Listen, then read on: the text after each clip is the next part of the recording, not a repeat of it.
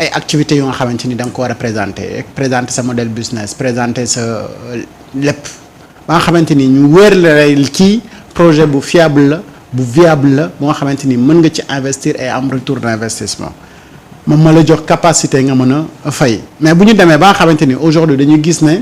ay militants la ñuy financer foofu noonu donc y a pas du sérieux et ki nga xamante ni moom moo waroon a def liggéey bu sérieux boobu te nekkoon kilifa gi ca FONGIP kooku am na ci part de responsabilité mais même bu kooku responsabilité am jàllee cela n'explique pas que yow sénégalais da nga war a ñëw ci benn structure d'État ñu jox la xaalis nga lànk bakk ndaar ne doo ko fay parce que tout simplement da nga bokk ci parti bi nga xamante ni boobu jamono ñoom ñoo doon gérer État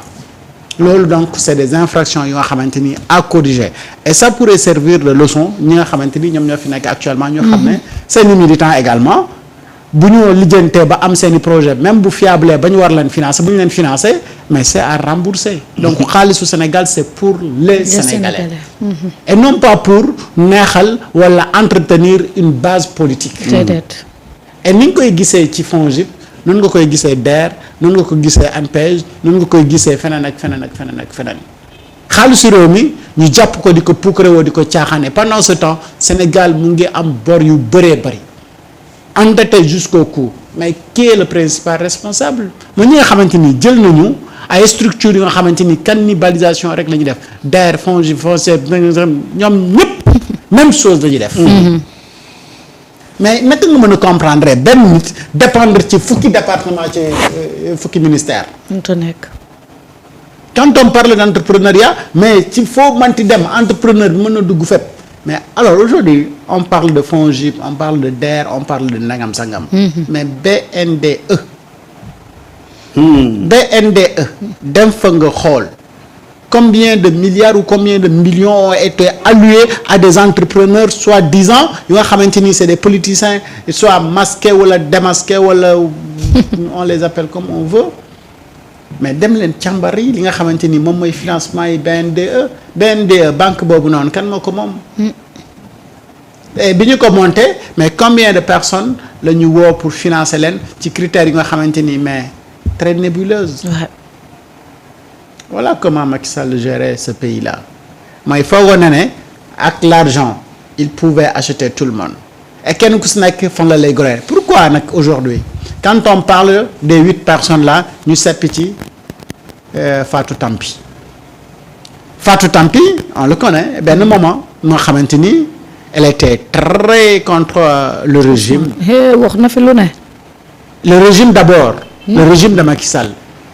quand elle était dans le mouvement Fouta Tampi si la ko nit ñu bëri xaw a ràññee alors après ça quelque temps après def ay micmac elle a changé de veste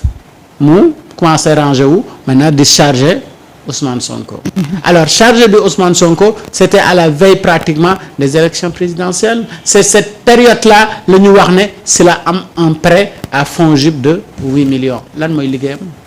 xamee mu ko liggéey de benn jamono leen da doon jënd ak jaay non jamono jii de mi ngi jaay ay géej géej yéet waaw mi ngi jaay ay géej ba mu commencé jaay géej yàggul de et après le changement de régime ban position la am xamatul fu mu taxaw da doon jéggal et maintenant position boobu mu am est-ce que moom moo war a tax mu mérité ñàkk a fay suñu xaalis l'argent du pays boo ko jëlee da nga koy fay ba mu mat sëkk fii nag ñu toog di woo ñu nga xamante ni ay 8 millions ak nangam sangam la ñu lee pourtant on semble oublier Amadou Macky Sall moo xamante ni dañ ko épinglé ci rapport scientifique bi wax tax Farba Ngom ak ñeneen ñoom ñu nekk ci kaso bi pourtant turu Amadou Sall moo ngi foofu noonu ak 10 milliards de francs CFA 10 milliards c'est pas 8 millions ah c'est du sérieux et pourtant serviroon nañ ko convocation il n'a pas répondu à cette convocation après lan moo nekk suite bi kenn xamul ba léegi xamul mais Wally Seck son nom n'était pas dedans sëñ Saliou wax na ko de nee na moo ko lire moo ko gis c'est quoi la suite il y a pas de suite le fils de Amadou Ba n'était pas là-dedans certain Ibrahima ak son chauffeur c'est quoi la suite alors est-ce qu'aujourd'hui comme le disait l'autre que tey la justice dañ ko def pour borom daraja yi ak seeni doom ak seen famille mais la justice n'est pas sévère pour ñoom. alors est-ce qu'on doit avoir une justice comme ça bu nga xamante ni non borom tur yi borom daraja yi borom li ñooñu dañuy am juridiction d'exception. déedéet. te bu ñuy yàq wala ñuy dilapider l'argent du contribuable amuñu ci pensée d'exception c'est-à-dire xalaatewuñu ne ñii ñu sonn lañu ñii ñun ñoo leen war a dimbale ñun matal nañu mais ñoom mataluñ et que xaalis bi ci la ñu war a matale ñoom seeni conditions kooku moom moo sàcc xaalis bi sa doom waroon a jànge pour suba mu nekk ingénieur docteur wala mu nekk leneen moom moo tax sa doom mënu la am fu mu jànge ba finalement mënu la yeggali njàngam ba il reste dans la pauvreté il continue dans la pauvreté pendant ce temps moom mu ngi sàcc sa xaalis mu ngi jox doomam mu ngi koy financer mu ngi dem à l'école mu ngi dem di jàngi mu ngi dans des très bonnes conditions boo amee bac nga lijjantil ko nu mu demee mu dem réew yeggali njàngam bu dellu siwaatee nootaat say doom et que pourtant ñun ñëpp ay sénégalais lañ. lu xew. lu xew. loolu de mooy problème du Sénégal. topp day tiital nit de.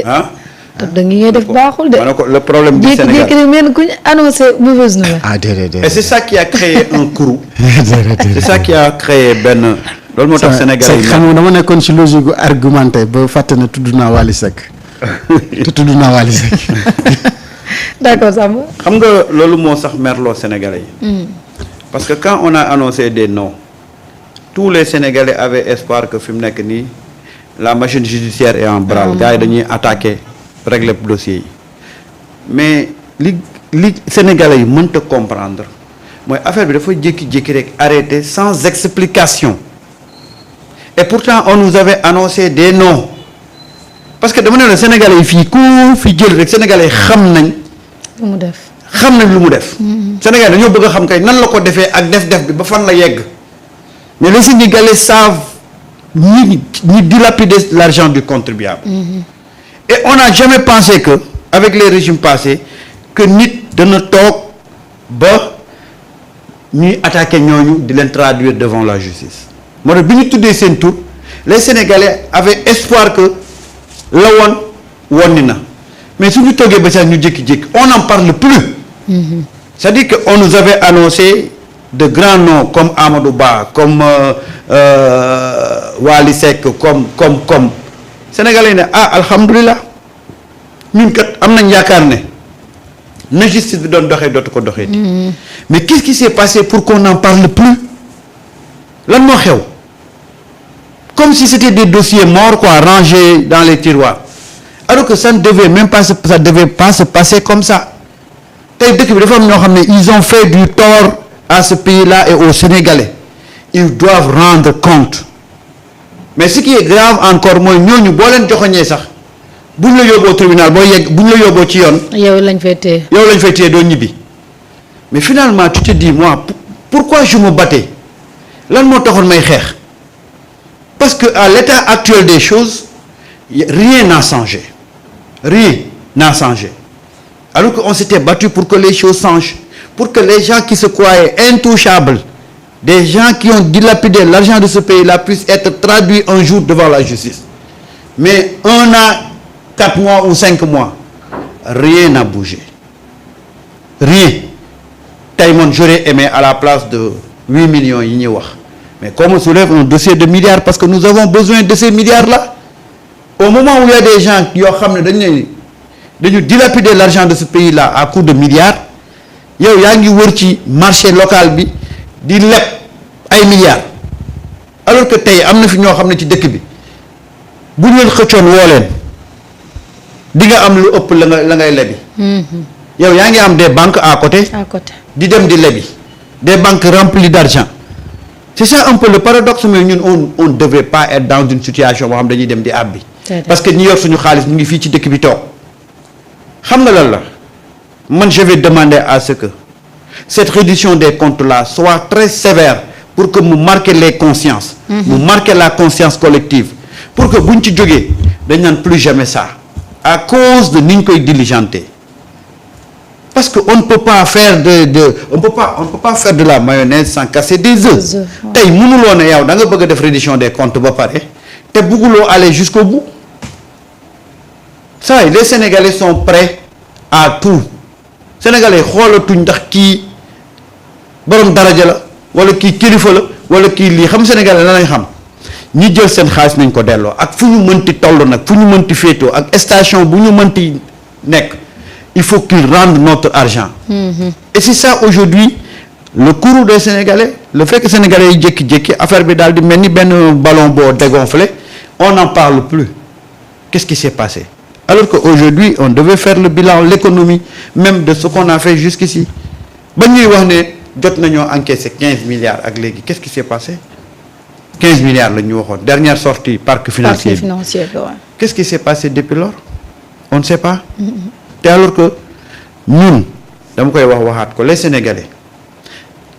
ils même exiger wuñ tey ñu wàññi ceeb bi tey exiger wuñ tey ñu wàññi diwlin bi exiger wuñ tey ñu wàññi courant parce que xam nañ situation économique fi mu toll mais ce que les Sénégalais demandent c'est que sur la question de la reddition des comptes que ñu dem ci jusqu'au bout sur la question des martyrs ñu dem ci jusqu'au bout gis nga ñaari question yooyu boo ko régler les Sénégalais yi fi mu nekk nii mën nañoo ànd ak yow di xaarandi ba keroog nga ciy teg leneen mu gën a neex mais dafa am ñaari question yoo xam ne Sénégalais yi foofu la ñuy xaar état bi mooy la reddition des comptes et justice pour les martyrs. Pour les martyrs. Ça c'est fondamental parce que critères yooyu mooy critères yi gën a tax Sénégalais yi soobu dem voter massivement Bassirou Diomaye Faye président ba mu nekk président critères yooyu tax na ba bi ñëwee élection législative bi ñuy dem lan la ñu wax élection législative il faut ñu am majorité. Majorité bi lan ngeen koy doyee ngeen ne pour ñu mën di lever immunité parlementaire gars yi ñuy mën di def yenn réforme yoo xam ne dana tax ñu mën a saytu mbirum reddition des comptes saytu mbirum ñi nga xam ne cour de justice. waaw Sénégalais yi fan leen Sénégalais yi joxaat leen ne ok parce que loolu daf ñu ñor ñu joxaat leen majorité à l'Assemblée nationale fi mu nekk nii ils ont toutes les armes